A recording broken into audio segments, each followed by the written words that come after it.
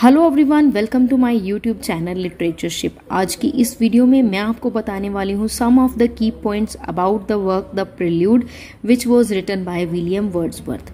ये उन्होंने लिखना स्टार्ट किया था 1799 में एंड 1850 में एज अ कंप्लीट वर्क ये पब्लिश हुआ था।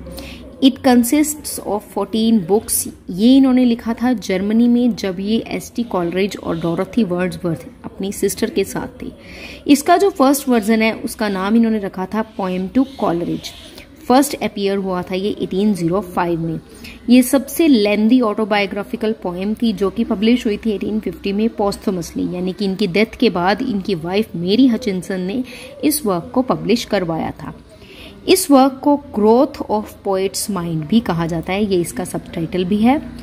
ये एक कॉन्वर्जेशन पोएम है, ब्लैंक वर्ड्स में लिखी गई है एंड एक्सट्रीमली पर्सनल वर्क है इनका, विलियम वर्ड्सवर्थ का, इनकी लाइफ के ऊपर। It began in 1798 and continued through out his life. इन्होंने डोरोथी वर्ड्सवर्थ अपनी सिस्टर को एक लेटर लिखते हुए इसमें रेफर किया था इस वर्क के बारे में कि this work is the poem on the growth of my own mind. इसकी 14 बुक्स हैं।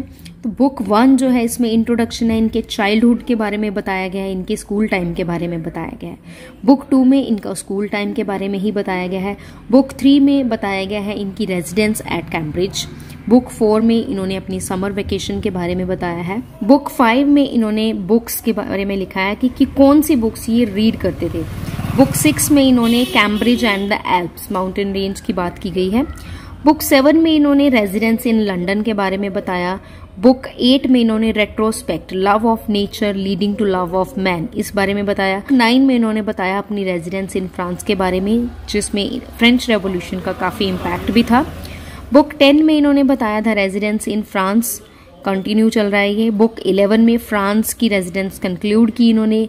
बुक 12 में imagination and taste how impaired and restored.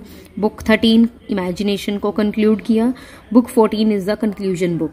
इस वर्क की जो फेमस कोटेशन है वो है, bliss was in it that dawn to be alive but to be young was very heaven. Wordsworth ने इस वर्क में एक फेमस फ्रेज को कॉइन आउट किया which was spots of time.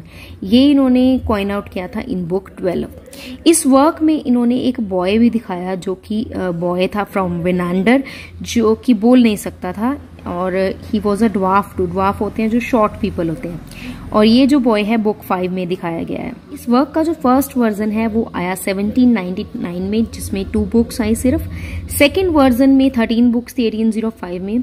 Third version में 14 बुक्स आई 1850 में। जैसा कि मैंने आपको बताया था कि विलियम वर्ड्सवर्थ ने डोरोथी अपनी सिस्टर को एक लेटर में बताया था कि ये जो वर्क है ये मेरे अपने माइंड की ग्रोथ है, यानी कि the growth and development of my own mind, William Wordsworth ने कहा। तो अगर किसी भी वर्क में ग्रोथ और डेवलपमेंट की बात की जाती है तो उस वर्क को हम बोलते हैं बिल्डिंग्स रोमान। तो ये जो वर्क है द प्रिल्यूड, ये भी एक बिल्डिंग्स रोमान है। रिचर्ड क्लार्क ने इस वर्क के बारे में कहा लिरिकल बिल्डिंग्स रोमान, जो कि बिल्कुल सही है, हम मान सकते हैं कि ये एक बिल्डिंग्स रोमान है। So this was all about prelude. I hope you like it. If so please do like, share and subscribe my channel for such videos. Thank you for watching this.